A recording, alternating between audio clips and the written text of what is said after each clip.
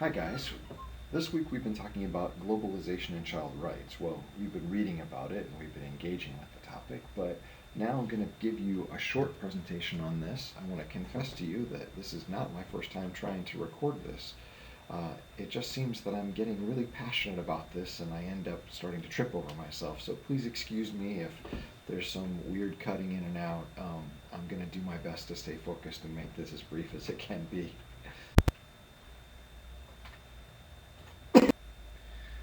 Right at the beginning of her text, Karen Wells makes four key assertions. First of all, that there cannot be a global form of childhood. She's suggesting that, in line with what we've read before, with the constructed nature of childhood, that since it is locally constructed, there simply cannot be a global form of childhood. And yet, she also asserts that children, and therefore childhood, do have universal characteristics. All children are born largely helpless, all children need to be parented, etc., etc. Third of all, there is a presumption that it is the responsibility of adults to care for children in culturally sanctioned ways. So we would certainly agree with this with our study in the course to this point. And finally, there is now a body of law and a group of international actors that is based on the presumption that childhood can be governed at a global level.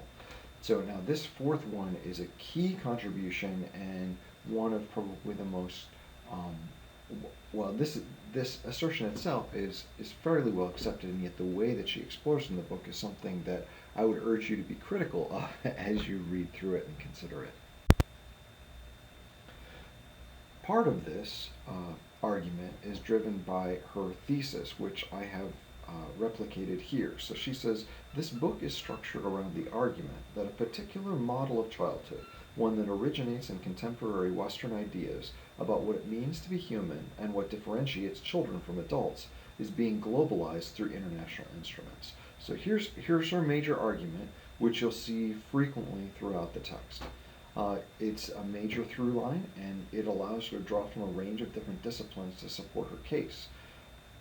Her ideas are strong, I would suggest, and they draw most heavily from Marx and Foucault. Marx in his critique of capitalism, and then Foucault in his critique of governmental use of power. And the aspects of this neoliberal model of childhood that she presents as this is the childhood that's being globalized has three major characteristics. First, it emphasizes independence rather than interdependence. So we might read this as an individualist approach to life as opposed to a more communitarian approach. Secondly, it emphasizes school-based rather than work-based learning. So she's saying that the neoliberal model takes kids away from where they could be making a contribution economically to their families and puts them into a classroom that is predicated on the idea that in order to make a contribution, one needs extensive education and therefore needs long preparation. And then the third aspect of this neoliberal model is that children should be separated from politics, economy, and society. And in a variety of different ways, she asserts this and shows that in Western society, and increasingly with the adoption of the variety of different laws that she's talking about, children are being separated from having any kind of political action, they're separated from economic activity, and ultimately they're separated from the rest of society and confined to certain spaces. Now, these are common themes within sociology of childhood. None of this should really seem particularly surprising, but except for the way that she constructs this, puts together in a global context, and that's really where the major argument comes from. Now, I respond to this by suggesting that her perspective is overly influenced by a narrow, unidirectional understanding of globalization that needs to be broadened in order to adequately address childhood from a truly global perspective. Now, where do I get the audacity to suggest that? I'm going to draw on a different definition of globalization that she is not directly using, but I think it is much broader and more inclusive than the way that she's approaching the topic. And that is from Manfred Steger's book, Globalization, A Very Short Introduction, which is, as the title suggests, a very short introduction. And the definition he gives is that globalization refers to the expansion and intensification of social relations and consciousness across world time and world space. So if we break that down a little bit, the key idea here is the social relations, and then we're getting more of them and they're becoming more intense around the world. So across world time and world space. So within recorded history of the world and also within physical space around the world. So we're thinking around the whole world, around all of human history, that there are more and more social relations, that they're being created at a more rapid rate, and they're more expansive than ever before in the history of humanity. And this is understood, and it addresses a number of different dimensions of human existence. Um, Another term, another idea that goes along with this broader definition of globalization is the term global, which, as you can see here, is actually a construct made by combining the words global and local. And it refers to the ways in which any particular phenomenon of globalization can be both local and global at the same time. So it's emphasizing a bidirectionality, a back and forth between the local and the global, as well as a simultaneity. Something can be one thing, they can be local and global at the same time. So the classic example is that you can walk into a McDonald's in many different places around the world, and yet the menu on that McDonald's can be substantially changed from what you might find in Oak Park, Illinois. Oak Brook, Illinois. That's where the headquarters of McDonald's is. So you see that compressing of the global and the local.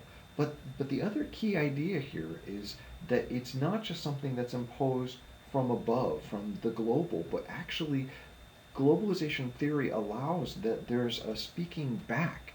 And to be quite honest, there's a lot of similarity between a properly understood definition of globalization and what we've been talking about in this course with regards to Corsaro's idea of interpretive reproduction. That it's not just about the outside, the adult world pressing in, but it's also about the choices that are made at an individual child by child level or community by community level as far as what they're going to accept and how they're going to modify what comes to them. And this is a really important concept that Wells, I'm afraid, completely overlooks in her understanding. So, in order to separate these concepts a little bit further, I wanted to just assert, first of all, that globalization is not the same thing as the neoliberal model of childhood. And in fact, the neoliberal childhood is not essential to the forces and the dynamics of globalization. That there are other things going on, and it's not just a neoliberal model of childhood. However, that doesn't mean that we should not be on our guard so that we are not unwitting proponents of a neoliberal model of childhood as we go out and work with children around the world. I would also suggest that the neoliberal model of childhood is probably most associated with market globalism, which is one ideology that's often publicly conflated with globalization, but which only represents one set of views about it, according to Steger. So market globalism, and this is my summary of the topic, it asserts that liberalization and global integration of markets, so that's liberalization and global integration. This is basically unchecked free market capitalism that crosses boundaries, that crosses borders, that everyone quote unquote has the opportunity to participate in, and that is unregulated, is driven by impersonal and inevitable forces. That is, nobody's really responsible for it, and there's nothing we can do to stop it. And that this brand of globalization, that is the unfettered capitalism, furthers the spread of democracy and is good for everyone. Now, Steger goes into detail deconstructing this and sorting out how every aspect of this particular brand of globalization is flawed. Everything from the idea that liberalization and global integration of markets is the only thing that we're focusing on. Well, it's not, because you actually need very strong governments in order to enforce this kind of thing, but that goes against the idea of unfettered capitalism. Or, for example, that it's impersonal. It's not impersonal. What can be very clearly seen is that the United States is perhaps the biggest force in pushing this particular model of globalization more than any others. And so there is a responsibility that's held by Americans. We can't wash our hands of that. And then also the idea that it's inevitable. Well, this is not inevitable, and certainly not this particular brand of globalization. Rather, we have the ability to make choices about it that may be responsible choices. And so I applaud Karen Wells for her critique of the neoliberal model of childhood, because I think we don't want to see this be replicated around the world, but rather there's a different way that we can harness and make use of the forces of globalization. And finally, that this brand of globalization furthers the spread of democracy and is good for everyone. Well, it's not good for everyone, at least not this brand, because we can see as the approach, the unfettered market globalism has been on the rise, we've seen a rapidly increasing gap between the rich and the poor. It's not good for the very poor. But furthermore, the spread of democracy, the version of democracy that is promoted by this kind of globalism, is really only concerned that there's some kind of a thin voting mechanism in a country.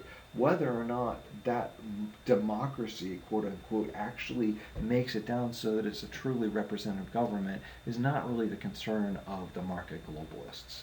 So I would suggest that the neoliberal model, with its emphasis on individualism, is very much in line with the liberalization and global integration of markets. The emphasis on going to school is very consistent with the technological commitments and the emphasis on the advanced technological and economic skills that go along with that, as well as the separation of children from all of these forces, because this is really talking about major international forces and isn't really concerned with those on the margins, with the poor, and especially not with children. So I would, at this point, agree with Karen that this is a poor model. This neoliberal model is a poor model for us to be replicating. But I'm also not willing to throw. So some piercing questions that I realized as I was reading through it. This is the first one, and that is the church just an agent of a neoliberal agenda for children globally? And I would suggest that no, it's not. Certainly not inevitably, although in some cases it has been. So and the way that I'd like to talk about this, if we were in a classroom together, we'd get into more of a debate about this. But let me just try to assert at the outset that I believe that there are biblical resources available to support both sides of each of these dynamics. So whereas the Bible does seem to support the idea of independence, the autonomous individual, it's not absolute autonomy. So whereas there is a sense in which all human beings individually have dignity and they're not dependent on other communities to have that dignity, because each person individually bears the image of God.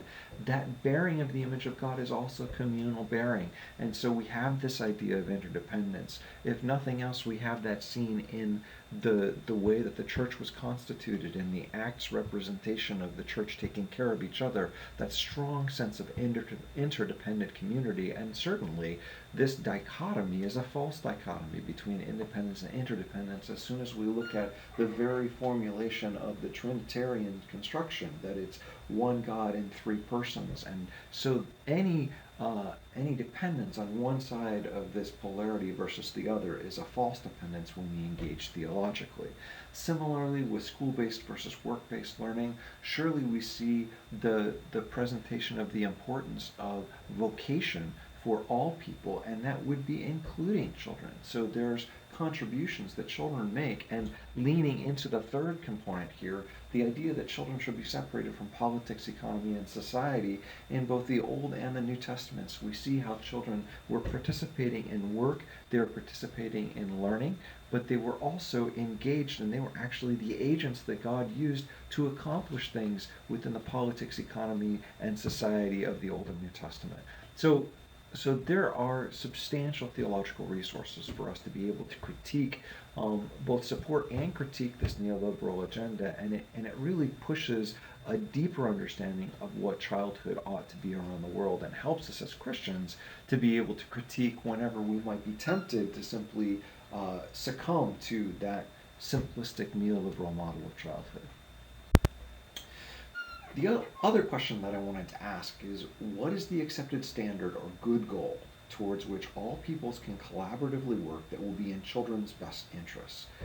The reason I ask this question is that by the end of the book, Karen Wells does an excellent job in certain ways of deconstructing, using the theories that she's chosen, a number of different constructs, but you're left at the end and there's no alternative.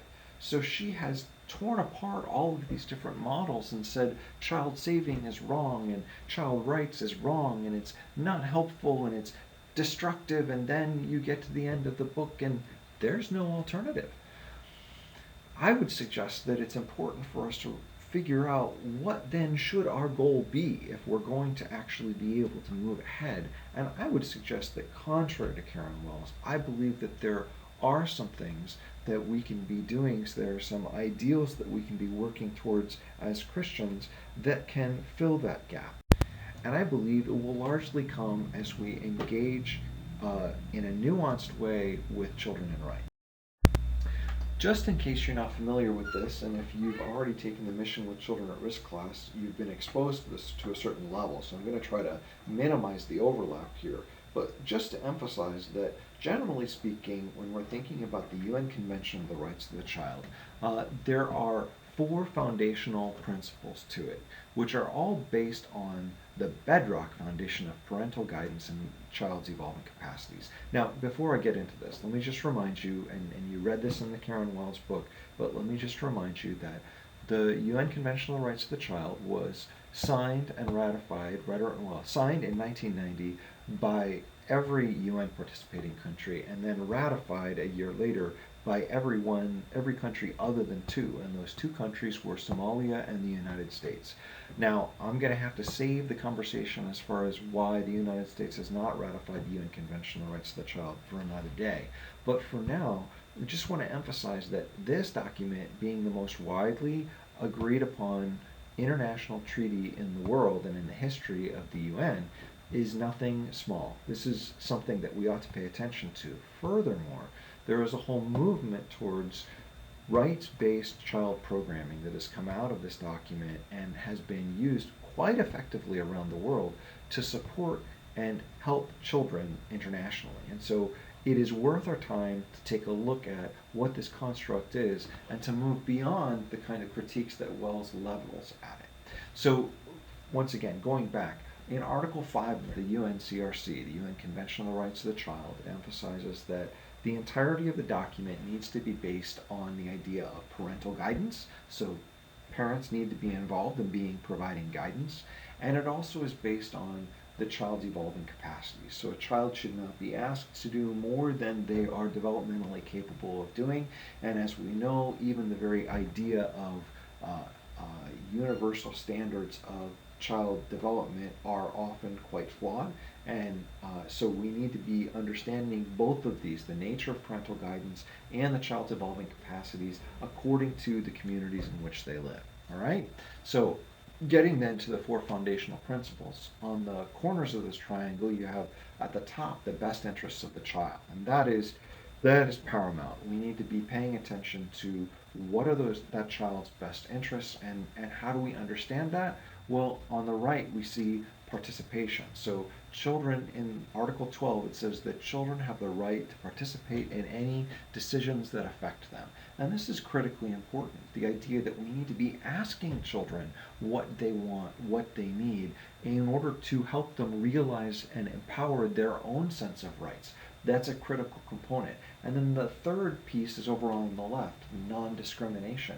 And that is that these rights apply to every child, no matter their race, creed, color, religion, disability. Every child is granted these rights. And that's a very important idea, that these are universally applicable. And finally, all three of these foundational principles go towards the survival and development of children. That is what we're trying to support. That is what provides the guide to their best interests. So quite contrary to Karen Wells' assertion that this is a fuzzy concept of children's best interests, I would assert that in most cases we have a pretty clear idea of what is in the best interests of the child once we have all of these factors working together as one. However, it is important to ask the question, what is an appropriate Christian response to the UNCRC? First of all, there are some admissions that we need to make. One, that the UNCRC is not perfect. there are flaws in this document. This document isn't the Bible, it's not inspired scripture. And we need to remember that the idea of rights is not an attempt to usher in heaven on earth. That was not the point. Rather, the idea of rights is to assure a firm foundation, a basis below which no one should have to function. But it does not at all try to describe what the heavenly shalom, the eternal fulfillment of all of the potential that God has for humanity. That is not what is represented in the UNCRC. Second of all, the ratification of the UNCRC has not been as universal as is often suggested. So while all but 2 countries have ratified this document, in truth, many of the countries that ratified it listed significant exceptions to certain aspects of the document. Some countries, like Singapore, have said, we're only going to accept this so long as it is in agreement with already existing law. There are many cultural practices that are still at odds with the UNCRC. And furthermore, the implementation of this document has not been even. Supporting that is many nations lack the necessary resources and or will to fully implement its provisions and protections. So the support of this document, Wells is right in asserting that it has been spotty, but to suggest that somehow that this has not contributed at all, and in fact the state of children has gotten worse as a result of the UNCRC, I think it would be difficult to rally any evidence actually in support of that without any kind of argument. And finally, the understanding of how best to engage with the CRC is still evolving. This document is 24 years old. We are still figuring out how to engage with this thing. How can we best be supporting the rights of children, both the rights of provision, of protection, and participation? Therefore, I think the jury is still out. I think there's a lot of good that we can still do here. And that is because I believe that rights currently represents the single best nonpartisan vehicle for promoting the protection and promotion of the dignity of children everywhere.